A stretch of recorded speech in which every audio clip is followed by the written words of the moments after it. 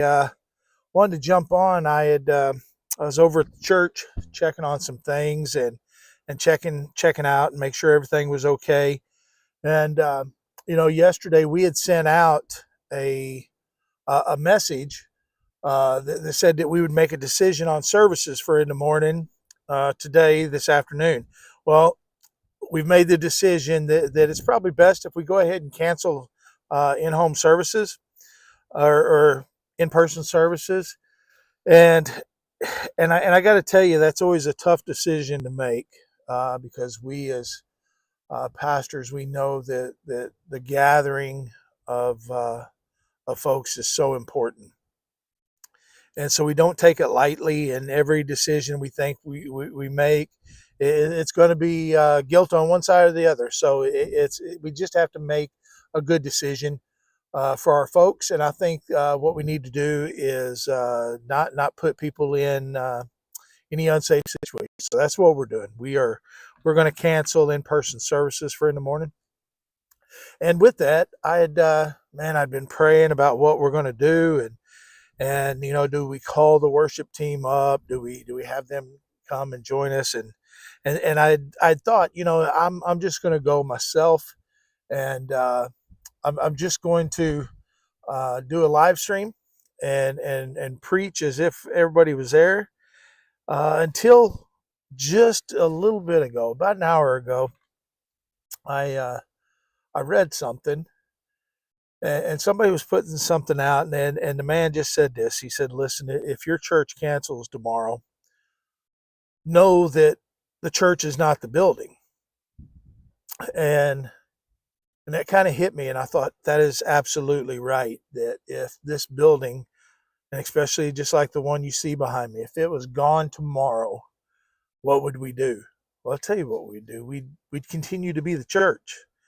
And so I thought, that kind of goes along with also, we've been going through a series of mighty men of valor, and it just hit me. I thought, here's what we're going to do. So here it is, men of First Baptist Church, men who happen upon this, regardless of what church you go to, do this tomorrow morning. Do not relinquish your God-given responsibility to somebody else. In the morning, don't grab for the TV remote to find an online service. Don't do that. Grab your Bible, grab your family, find a place, find a time, and just pick a few verses and teach your family tomorrow morning. Have church wherever you choose to have it. And listen, that could also mean you invite some from friends over, you invite some family over that can make it out. Just in the morning, grab your own Bible, knock the dust off that thing. Let's grab it. Let's teach our kids, right? Let's teach our families. Let's lead our families like mighty men of valor. There's the first step. And I want to remind you of something, because I know that some of you are probably panicking a little bit even with that. I want to remind you of Deuteronomy 6. It says this: "Hear, O Israel, the Lord our God, the Lord is one. You shall love the Lord your God with all your heart, with all your soul, and with all your strength. And these words which I command you today shall be in your heart. You shall teach them diligently to your children, and shall talk of them when you sit in your house, when you walk by the way, and when you lie down, and when you rise up. You shall bind them as a sign on your hand, and they shall be as frontlets between your eyes. You shall write them on the doorposts of your house and on your gates." Meaning that the first disciples that we are to make is our children and our families. And so in the morning, let's do that. Let's grab our Bibles. Let's take our rightful place. And listen, here's what we're doing. We're going to cook some breakfast up, and then we're going to have a time of a family church. And I got to tell you, man, if you'll do this, I'm telling you, regardless of what verses you pick and how well you do it, if they've got a piece of bacon in their mouth, they're going to be happy. So do that in the morning, maybe, and choose however you want to do it. And it doesn't have to be excellent. It doesn't have to be great. It just has to be genuine. And God will honor that, and I believe God will bless that.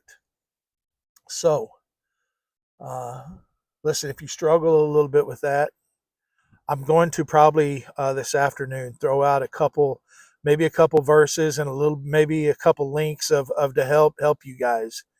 But let's do this. Let's grab our Bibles and let us teach our families in the morning.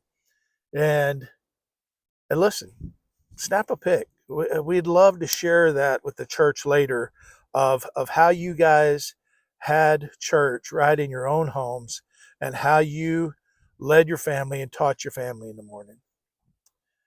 I hope to see many pictures of that. I hope that many men will accept this challenge.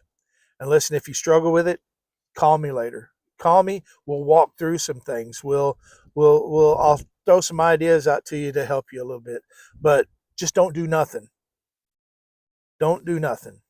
Do something, even if it feels awkward, even if it feels weird. And I promise you, God will bless your faithfulness and your obedience. Listen, I love you guys. Men, I'm cheering you on right now. Our churches depend on you men to step up and do this. So God, just I pray for you guys, and if you need something, you holler at me later, and if not, then when we get through this brutal cold, we're going to be back together. God bless you guys. I love you.